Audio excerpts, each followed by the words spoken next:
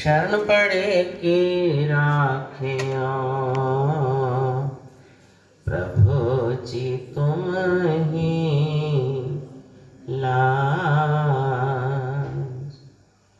शरण पड़े की राखिया प्रभु जी तुम ही लाज। गुरुखो एक बार अपनी मुख रचना को पवित्र करने के लिए सब मिलकर ऊंची और मीठी स्वर से बोलो जयकारा।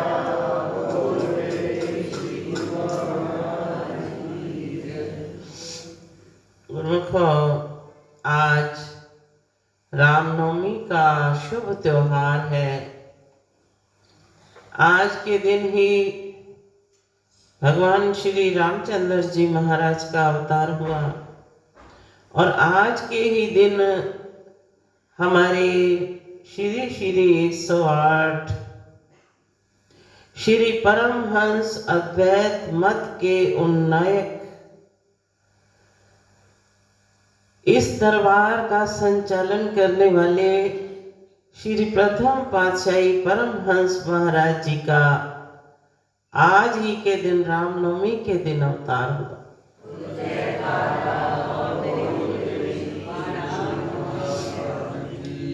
बिहार के छपड़ा गांव में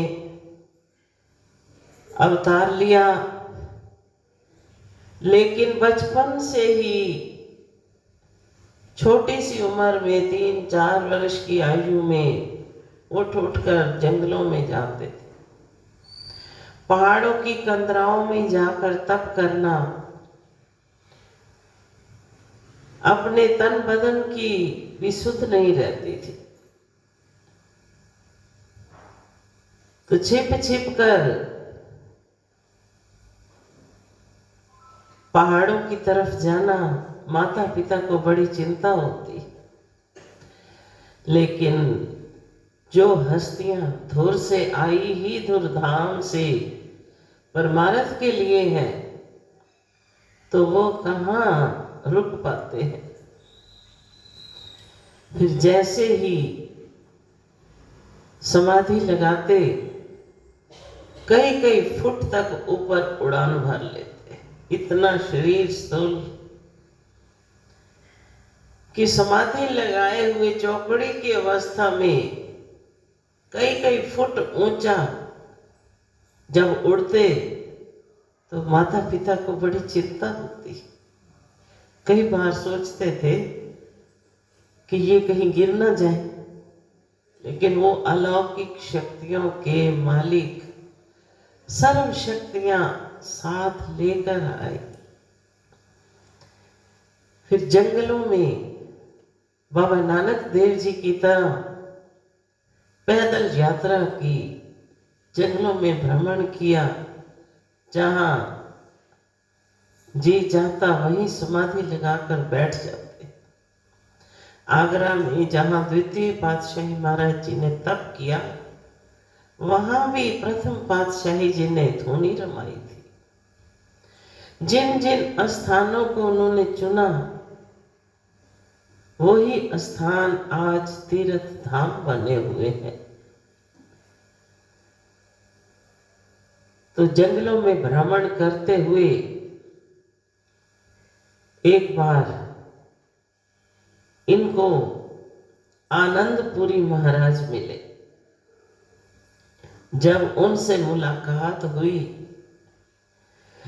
तपस्या तो अनेकों वर्षों से कर रहे थे, तो जब उनसे मुलाकात हुई, उन्होंने नाम दीक्षा दी, भक्ति पथ दर्शाया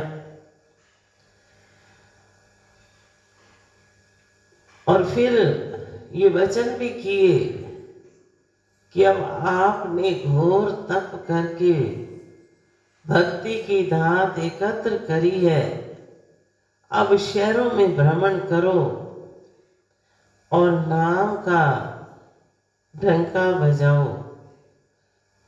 जब शहरों में जाओगे, मुलाकात होगी सबसे, तो नाम प्रचार कर पाओ।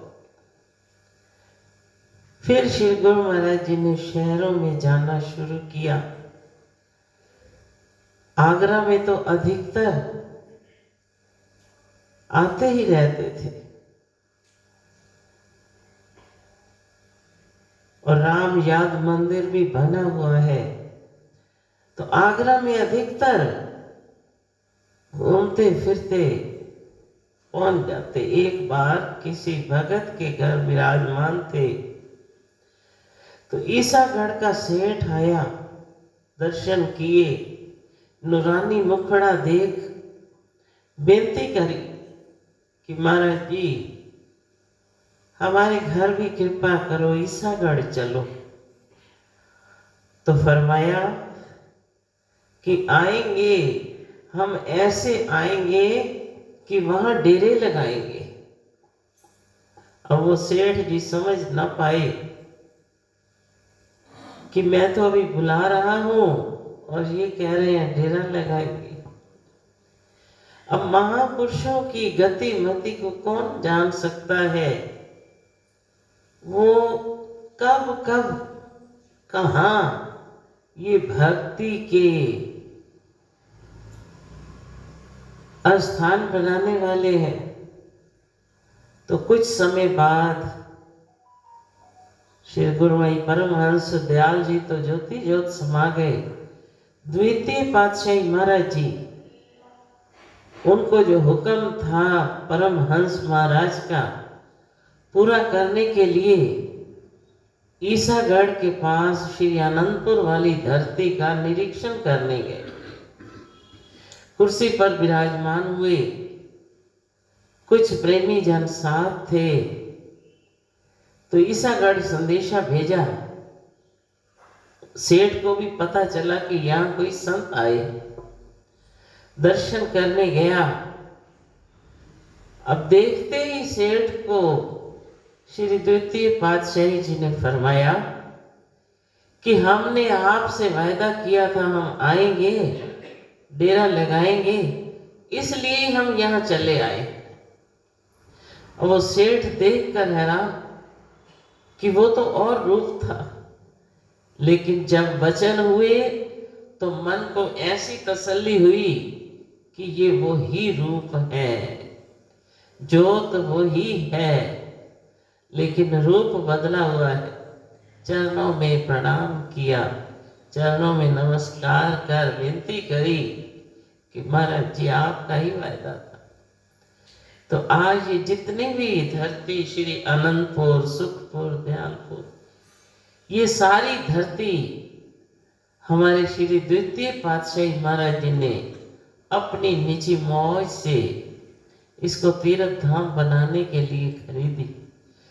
तो महापुरुषों के अथक परिश्रम परमार्थ के लिए होते हैं, अपने लिए नहीं। अपने तन पर तो अनेकों कष्ट सहन करते हैं।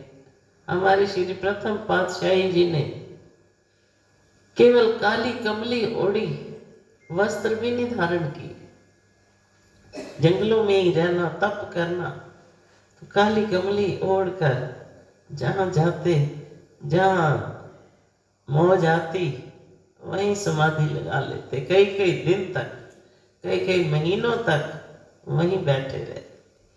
तो महापुरुषों ने ये जो अथक मेहनत करी, भक्ति का खजाना एकत्र किया, वो ही वो अपने प्रेमियों को बांट रहे हैं कि कली काल के अंदर जीव सुगमता से इस मार्ग पर चल सके, अपना जीवन सफल बना सके।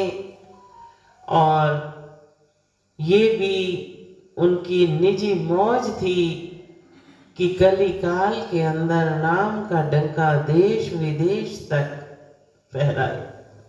तो आज वो ही समय हम अपनी आंखों से देख रहे हैं कि किस प्रकार श्री परमहंस अद्वैत मत का झंडा, नाम का, देश विदेश लहरा रहा है और दिन प्रतिदिन संगतें उमड़ उमड़ कर आ रही हैं। तो ये उनकी अपनी कशिश है कि जो उनकी संस्कारी रूहें हैं, ऐसी कशिश उनकी होती है कि वो खींचे चले आते हैं।